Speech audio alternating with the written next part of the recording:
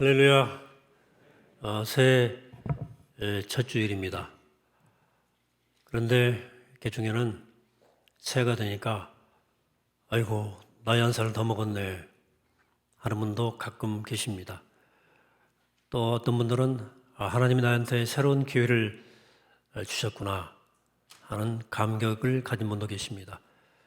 가급적이면 나이에 대한 회한도 있을 수 있지만 새로운 새해를 하나님이 주신 새로운 기회로 받아들이고 감사하게 되기를 축복합니다. 여러분, 나이 드는 것 인식하는 것 굉장히 중요합니다. 날 잊고 사는 것도 좋지만 사람은 나이에 맞게 살아야 됩니다. 그래, 내 나이를 정확히 헤아려야 됩니다. 우리 김영도 장로님 99세 되셨어요. 그러니까 이제 백수 되신 거죠. 자랑스러운 거죠. 훈장입니다. 이렇게 자기의 나이를 헤아리면서 나이에 맞게 사는 것 순리예요. 그래, 내 나이를 꼭 기억하는 것은 성숙한 사람의 삶의 태도입니다. 우리 오늘 신년주일이라고 부르지만 교회력으로는 성탄 후 둘째 주일이라고 부릅니다. 성탄절의 은총의 여운이 이번 주일까지 연장되어 있는 거죠. 아직 크리스마스 추리가 있지 않습니까? 우리가 그래서 다시 한번 첫 성탄을 떠올리면 앞에 구유 조그마한 모습이 있지 않겠습니까? 우리가 아는 것처럼 예수님의 지상생애는 구유에서 출발을 했죠. 구유는 짐승의 먹이를 담는 그릇입니다. 여물통이죠. 그런데 거기 아기 예수가 누움으로써 그 여물통의 쓰임새가 완벽히 달라졌습니다. 짐승의 먹이를 담던 그릇이 하나님을 담는 그릇으로 트랜스폼, 변형된 것입니다. 속된 것이 거룩한 것으로 변화됐습니다. 오늘 새해 첫 주일 본문 말씀 에베소서 4장 22절의 말씀입니다. 바울은 여기에서 그리스도인이 된다는 것이 무엇인지를 명확하게 설명해 주고 있습니다. 본문을 다시 보죠.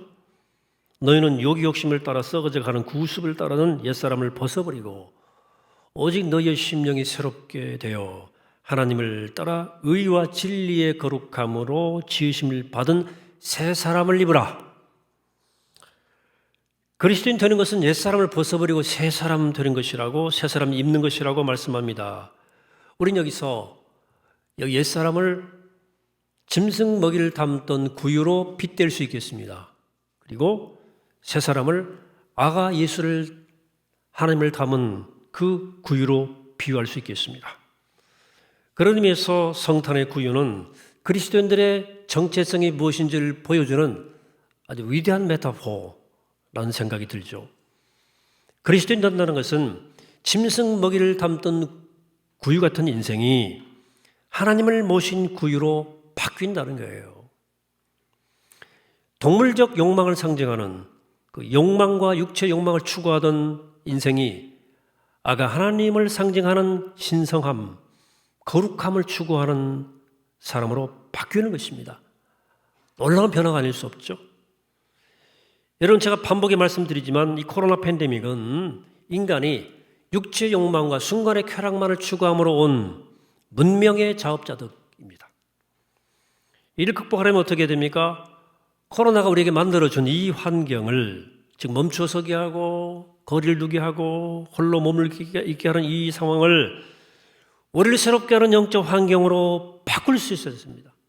이 때를 하나님의 창조 질서와 거룩을 추구하여서 이 문명을 새롭게 하는 변화의 기회로 삼아야 된다. 코로나 수도원 삼자 말씀드렸죠. 한마디로 우리 삶을 짐승 먹이를 담는 구유에서 하나님을 모시는 구유로 변화시켜야 한다는 말씀이 되겠습니다. 지금 하나님께서 인류에게 간절한 마음으로 촉구하고 계십니다. 너희들 삶이 짐승을 위한 구유가 아니라 하나님을 위한 구유가 되라고 육체의 욕망과 순간의 쾌락의 삶의 시간을 제발 탕진하지 말고 구유 안에 있는 아기 예수를 양육하는 일에 힘쓰라고 오늘 우리에게 말씀하시는 것입니다. 여러분, 그렇다고 오해하지는 마시기 바라는데요. 여물을 담은 구유를 제가 폄하하거나 부정할 생각은 없습니다. 여러분, 마구간에서 여물통이 얼마나 중요하고 요긴한 물건인지 아십니까? 밥통이니까. 사실 생각해 보면 인간의 욕망과 육체는 영성과 영혼만큼 중요합니다. 욕망이 없으면 죽은 존재입니다. 육체를 결여한 영혼은 유령에 불과합니다. 우리가 정초부터 송구영 신예배를 드렸고 우리의 기도 제목을 하나님께 드리는 것도 우리의 현실적 바람을 하나님께 말씀드린 것 아닙니까? 거기에 우리의 일터와 가정의 문제, 자녀들의 문제, 우리의 주거의 문제, 인류와 양식의 문제 같은 우리의 육체적 소망이 들어있습니다. 현실의 욕구가 담겨 있는 거예요. 우린 그런 우리의 현실적 구체적 바람을 하나님께 올려드리는 것입니다. 따라서 이 한 육신 살리기 위해서 생존에 힘쓰는 것은 소중하다. 이 인간의 생존을 무시한 영성은 공허합니다. 렐레번스가 없어요. 연결고리가 없다 그 말입니다. 생존의 바탕에 서지 않는 신성, 거룩한 추구, 허약합니다. 생존은 우리의 영적 생활만큼 중요한 가치예요. 여러분, 그 위에 좀 더 풍부하고 좀 더 좋은 꼴을 담으려는 인간의 노력은 존중되어야 마땅한 것입니다. 신앙생활도 균형이 있어야 되겠죠. 하지만 우리의 삶을 그저 여물을 담는 구위로만 생각하면 곤란하다. 우리가 내가 아가 하나님을 모신 구유임을 정말 모르면, 내가 소중한 하나님 형상이란 사실을 정말 모르면 우린 욕망 늪에 빠져서 짐승처럼 살아갈 수 있습니다. 그래 때로는 인간으로 도무지 저지를 수 없는 행위를 뻔뻔하게 야만스럽게 저지르죠. 정말 사랑스럽고 귀여운 어린아기를 학대하고 때려 죽게 만드는 일이 크리스찬 가정에서 일어나지 않습니까? 서슴없이. 이건 사실은 자기 존엄함을 모르는 거예요. 내가 단순히 밥통이 아니라 하나님을 모신 구유임을 전혀 모르는 거예요. 하나님을 모신 내가 하나님과 함께 때리는 거잖아요. 하나님을 모시고 구타하는 거예요. 하나님과 함께 때리는 거예요. 그것은 내가 누군지를, 내가 얼마나 거룩한 존재인지를 모르기 때문에 다른 생명의 고귀함을 짓밟는 인간 야만이 도처에 횡행하는 것입니다. 이뿐입니까? 정말 자신의 참모습을 모르면 세속적 기준과 평가에 일희일비합니다. 돈 없다고 위축되고, 가방끈 짧다고 주눅들고, 직장이 변변치 않다고 의기소침하고, 허구한 날 열등감이란 침대 위에 누워서 수치심이란 이불을 덮고 무기력과 동침하는 우울한 악몽을 꾸면서 무감동한 삶을 연명하는 것입니다. 그 가슴에 서 있는 말, 입을 거쳐 나오죠? 아이고 죽겠다, 아이고 내 팔자야 하는 신세 타령뿐입니다. 이것은 자기가 하나님을 닮은 구유라고 하는 엄연한 존재의 진실에 무지한 사람들의 기구한 운명입니다. 왜 그렇게 사나 모르겠어요. 여러분, 우리 신앙은 꼭 균형을 맞춰야 됩니다. 우리 육신을 가지고 있기 때문에 우리 의식주에 대한 바람과 육체적인 소망을 하나님께 아뢰는 것 소중한 일입니다. 원하면서도 나는 아닌 척, 그건 거룩 아니에요. 위선이에요. 그러나 그것이 전부가 될 때, 우리 인생의 구유에 하나님이 거하신다는 영적 진실을 깨닫지 못할 때 우리 인생은 처절하게 비루해지는 것입니다. 비루해지는 거죠. 여러분, 새는 양날개로 날아야 됩니다. 신앙도 균형이 맞아야지 한쪽 날개로만 날면 불완전해요. 불균형하면 부조화되고 불완전해서 추락해버립니다. 신앙이 그래서 추락하는 거예요. 균형이 이렇기 때문에. 근데 유감스러운데 우리 그리스도인들이 굉장히 그런 경향이 많은 것 같아요. 뭔가 열심히 믿는다고는 하는데, 열심히 모인다고도 했지만, 요즘은 잘 모이지도 못하지만, 봉사도 하고 전도도 꽤 열심히 한다고 했는데, 뭔가 그 사람의 삶에서 품격이 안 느껴지는 거죠. 그리스도의 향기는 없어요. 우리의 삶이 아가 하나님을 담은 구유와 너무 거리가 먼 거예요. 우리 내면의 하나님 형상, 내면의 이 아기를 돌볼 생각도 없고 그 내적 생명을 자라게 할 생각도 없고 그냥 겉으로 자라고 축복받고 뭐 외적인 부흥 이런 거 한 외적인 일들에만 관심이 집중되고 있다는 것 같아서는 말이에요.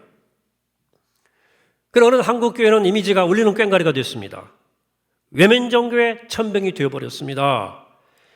이 외면 종교, 표청 종교의 특징은 율법 종교입니다. 출애굽기 30장에는 이 성별하는 향유, 기름을 만드는 규정이 나오는데요.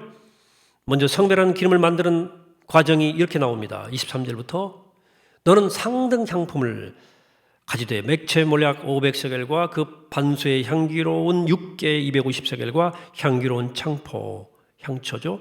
250세겔과 계피 500세겔을 성수의 세겔로 하고 감람 기름 한 흰을 가지고 그것으로 거룩한 관유를 만들되 향을 제조하는 법대로 향기름을 만들지니 그것이 거룩한 관유가 될지라. 그러니까 제일 상등 상품 향품을 갖다가 그냥 몰약과 또 육개와 또 향초 이런 거 막 계피 섞어가지고 올리브 한 흰을 넣어서 만들었습니다. 그리고는 26절을 보니까 너는 그것을 회막계와 증거교회에 바르고 상과 그 모든 기구며 등잔대와 그 기구며 분향단과 및 번제단과 그 모든 기구와 물두멍과 그 받침에 발라 그것들을 지극히 거룩한 것으로 구별하여 이것에 접촉하는 것은 모두 거룩하리라. 이렇게 성별한 기름을 만들었으면 그 기름으로 회막과 증거계 성막 안에 모든 기물들 성물들에다 다 싹 바르라는 겁니다. 이렇게 바르면 그것들은 거룩한 것이 되고 그것을 접촉하는 사람도 접촉하는 모든 것도 거룩하게 될 거다라고는 선포의 규정이에요. 이것이 율법 종교가 생각했던 거룩이었습니다. 그러니까 율법 종교는 외부에 있는 물건들을 성별하라고 그랬어요. 내면의 거룩이 상대적으로 관심이 적었습니다. 물론 성경 안에도 내면의 거룩함에 대한 언급들이 있습니다. 레위기 19장 2절이 대표적인 겁니다. 너희는 거룩하라. 나 여호와 너의 하나님이 거룩함이니라. 거룩에 대한 관심이 분명히 있죠. 근데 율법 종교는 대부분 그 길을 바깥에서 찾았습니다. 내면이 실제로 거룩해야 거룩해진다는 이 간단한 이치를 놓친 거예요. 그래서 막 이 기물들을 막 성별하라고 그랬고 그런 식으로 거룩해지려고 했어요. 정결법 같은 것들. 행위로 의로워지겠다고 하는 이 참으로 애처로운 신앙. 외면 종교에 뿌리박은 깊이 뿌리는 신앙의 현상이다. 예수님 이런 율법 종교의 한계를 너무나 잘 아셨습니다. 그래서 그런 물건이 그런 식이 아니고 사람의 내면이 속된 게 문제라는 사실을 말씀하셨잖아요. 마가복음 7장 20절에 사람에게서 나오는 그것이 사람을 더럽게 하느니라. 속에서 곧 사람의 마음에서 나오는 것은 악한 생각, 곧 음란과 도둑질과 살인과 간음과 탐욕과 악독과 속임과 음탕과 질투와 비방과 교만과 우매함이니 이 모든 악한 것이 다 속에서 나와서 사람을 더럽게 한다. 속이 문제란 거죠. 겉이 문제가 아니고. 그래서 율법학자와 바리새의 팔을 호되게 꾸짖죠. 마태복음 23장에서 화실진저 외식하는 서기관들과 바리새인들이여 잔과 대접의 겉은 깨끗이 하되 그 안에는 탐욕과 방탕으로 가득하게 하는도다. 놈놈 바리새인들이여 너는 먼저 안을 깨끗이 하라. 그러면 겉도 깨끗하리라. 안이 먼저다. 오늘 한국 그리스도인들은 어떨 것 같습니까? 오늘 그리스도인들은 이 내면의 중요성을 알고 있을까?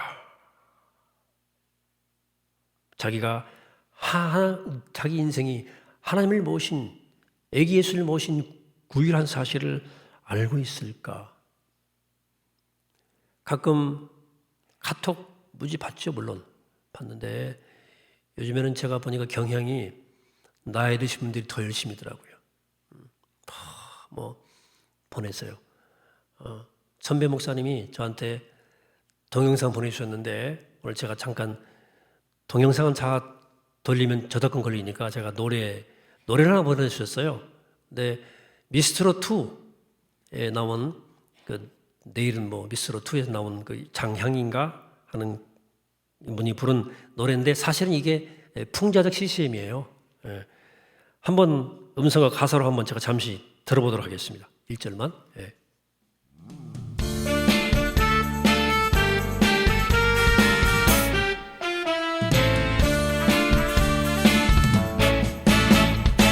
겸손한 척 거룩한 척 믿음 있는 척 너도 속고 나도 속고 모두가 속는 나는야 그리스도자 교회 나와 은혜 받고서 돌아서면 땡 너도 취해 나도 취해 세상에 취해 나는야 김기복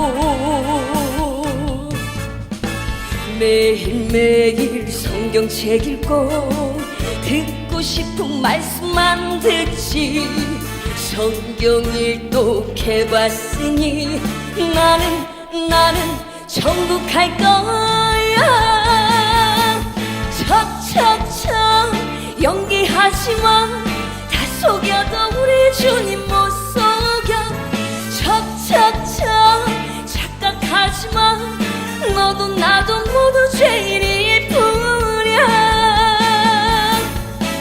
말씀 기도 성령으로 척척 채워라. 신나죠? 어깨 들썩이는 분들 있네요. 2절에서 2절 가사만 볼게요. 회개한 척 거듭난 척 믿음 있는 척 교회 뜰만 밟으면서 모두가 속는 나는야 주일 지킴이 매일매일 기도하면서 나만 잘 살면 땡 돈이 좋아 명예 좋아 세상이 좋아 나는야 김우상 앞에는 김기복이고요. 새벽기도 철학기도 매일 출근 도장 찍었지 열심으로 빌었으니 나는 성공할 거야 척척척 연기하지마 다 속여도 우리 주님 못 속여 척척척 착각하지마 너로 나도 모두 죄인일 뿐이야 말씀 기도 성령으로 척척 채워라. 참 풍자적인데요. 외면종교에 빠진 한국교회 현실을 꼬집은 노래였습니다. 사실 이 노래는 기독교 비난하는 사실은 노래는 아니고 사실상 CCM이거든요. 미는 척하지 말고 실제로 오직 말씀과 기도와 성령으로 내면을 채우라는 노래인데 일반인들이 이 노래를 듣고 굉장히 공감을 하더라고요. 공감을 해요. 그만큼 일반인들의 눈에도 거룩한 척하는 표면적 그리스도인이 그만큼 많다는 거죠. 그냥 거룩한 척하는 것 같아 보니까 다. 저도 누가 목사 같다 그러면 요즘에는 조심스러워요. 왜냐하면 속이 예수여야 되는데 겉만 예수님이 같다 하는 말일까 봐 조심스럽습니다. 사실 제 생각에도 사람들의 눈에 비친 한국교회는 복음의 본질에서 완벽히 벗어난 이단 기독교 같아요. 예수님께서 구유에서 보여주신 그 그리스도인의 정체성과 오늘의 그리스도인의 모습이 너무나 다른 거죠. 바울의 말로 바울이 그런 용어를 쓰거든요. 표면적 유대인이란 말을 쓰거든요. 바울의 표현대로 하면 표면적 그리스도인 이 때문입니다. 그러므로 예수님의 먼저 잔 안을 깨끗하게 하라 하는 이 말씀은 기독교가 어떤 종교임을 분명히 밝혀주는 한 말씀이에요. 이 한마디로 예수님은 자신을 따르는 사람들에게 네 안으로 내면으로의 전환을 촉구하신 거예요. 여러분 우리는 예수님의 종교인 기독교가 내면 종교임을 잊어서는 안 됩니다. 내면에 대한 관심을 예수님은 산상선교 첫 대목 팔복 첫 대목에 두셨어요. 3절 심령이 가난한 자는 복이 있나니 천국이 그들의 것이며 여기 심령이 가난한 마음이 가난한 자 이건 마음의 가난은 마음을 깨끗하게 하는 것과 동의어예요. 여러분 기독교는 내 내면 심령 마음의 종교랄 그 말입니다. 사도 바울은 이 내면으로의 전향이 어떤 것인지를 가장 극적으로 보여준 사람이죠. 그런 남들이 부러울 만큼의 스펙을 가진 사람이었습니다. 그의 외적 조건은 화려했습니다. 길리가 타소 출신 유명한 도시거든요. 그 유명한 도시의 시민이었습니다. 당대 가장 유명했던 랍비 가말리알의 문화에서 공부한 수재예요. 스카이 출신이에요. 이뿐 아닙니다. 빌립보 3장 5절은 말합니다.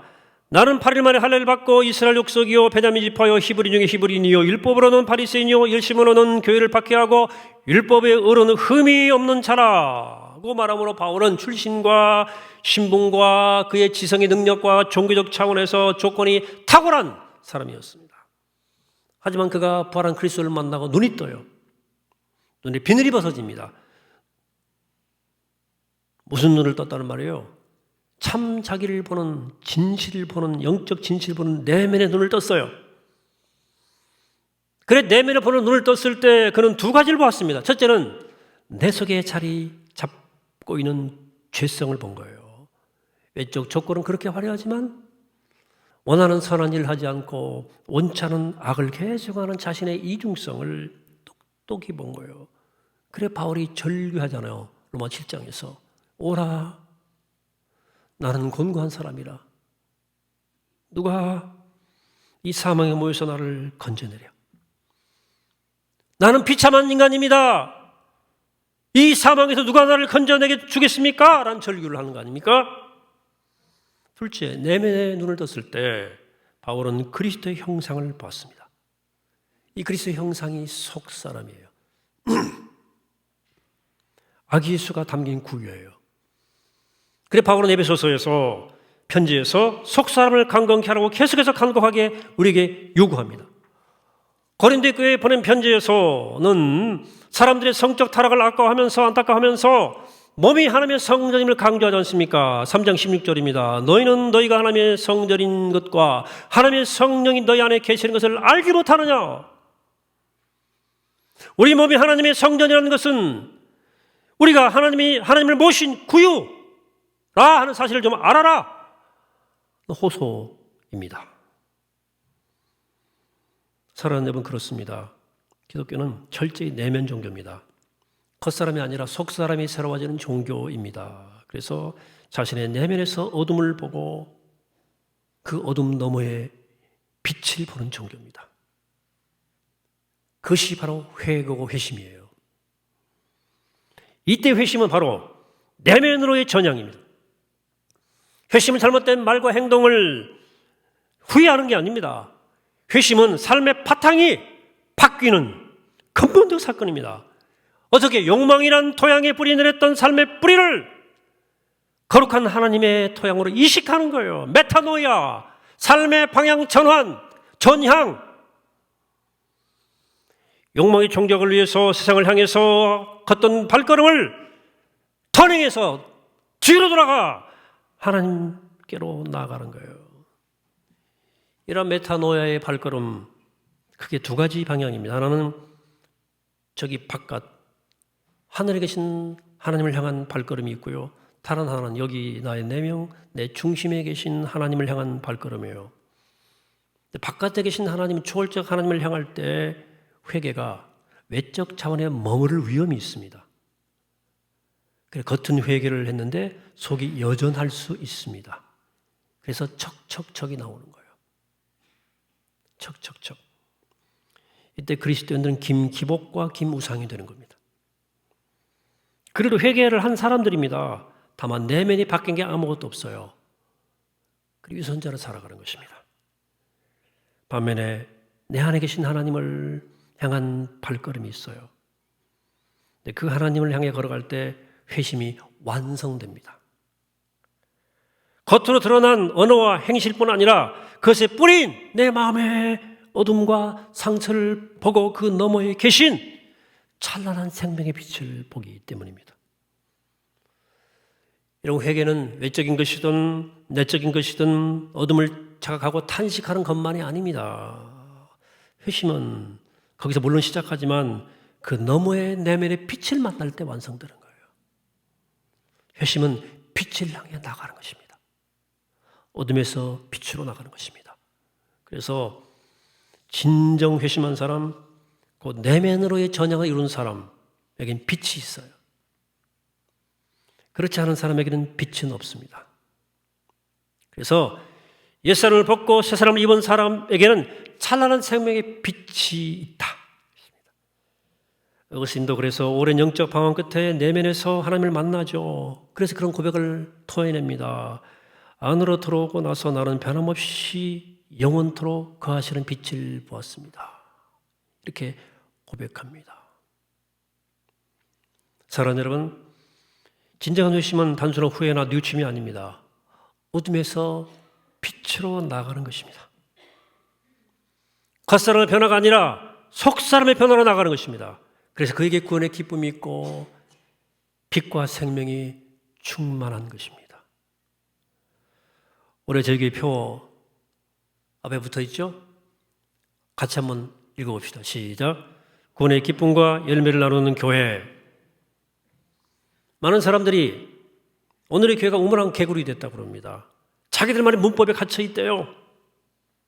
세상과 소통하지 못한다고 얘기합니다. 한국의 위기를 소통의 위기라고 말하는 거죠. 맞는 말이죠. 100번 맞는 말이죠. 그러나 저는 한국의 위기의 본질은 정체성의 위기라고 봅니다. 내가 누군지를 모르는 거예요.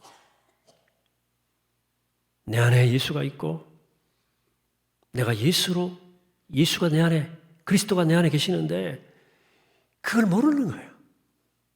그리스도인에게 그리스도가 없는 거예요. 그래 내 안에 있는 예수로 인한 기쁨이 없는 거죠. 우리 세상에 우리가 빛인데 우리 안에 생명의 빛이 없는 거죠. 아니 빛을 모르는 거죠. 우리가 우리 안에 빛으로 소통의 길을 극복하는 겁니다. 우리가 그리스도로 소통의 길을 극복하는 거예요. 여러분 사랑하고 나누고 세상을 섬기는 것은 억지로 하는 게 아닙니다. 우리 내면의 생명의 빛으로부터 흘러나가는 거예요. 흘러나가는 겁니다. 여러분 사랑은 되는 거예요. 사랑은 되는 거예요. 빛은 스스로 빛나는 겁니다. 율법으로 되는 게 아니에요.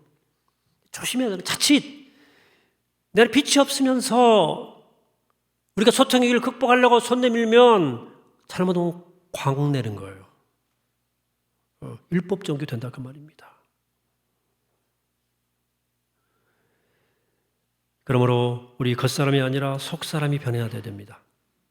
내면에서 우리의 방향이 바뀌어야 됩니다. 옛사람을 벗어버리고 새사람을 입어야 됩니다. 먹이가 담긴 밥통에서 구유에서 하나님이 담긴 구유로 살아가야 됩니다. 어제 송구영신 예배 때 말씀드린 것처럼 푸른 감람나무처럼 존재의 근원인 하나님께 깊이 뿌리 내리자고 그랬죠. 가지와 잎만 살피지 말고 뿌리에 관심을 가지고 하나님께 뿌리 내리자 그랬습니다. 그러므로 겉모습이 아니라 속사람을 살피며 내 안에 깨끗함을 정결함을 이루고 내 안에 구원의 기쁨으로 빛으로 생명으로 살아가는 우리 모두가 되기를 이 아침에 주의 이름으로 간절히 축원합니다. 오겠습니다. 거룩하신 하나님, 오늘 저희를 주의 말씀으로 깨우쳐 주시고 우리 모습을 바라보게 하심을 감사합니다. 우리가 예산을 벗어버리고 이 새로운 새해에 새 사람 입게 도와주시옵소서. 겉사람이 아니라 속사람이 새롭게 하시고 우리 내면에서 하나님께로 향하게 하시고 나의 소중함을 알고 내 속에 빛을 발견하고 빛으로 살아가는, 기쁨으로 살아가는, 생명으로 살아가는 우리 모두가 되게 축복하여 주시고 하여 진실로 복된 새, 진실로 새로운 새해 될 수 있도록 기름 부시고 축복하여 주옵소서. 감사드리옵고 예수 그리스도 이름으로 기도하옵나이다. 아멘.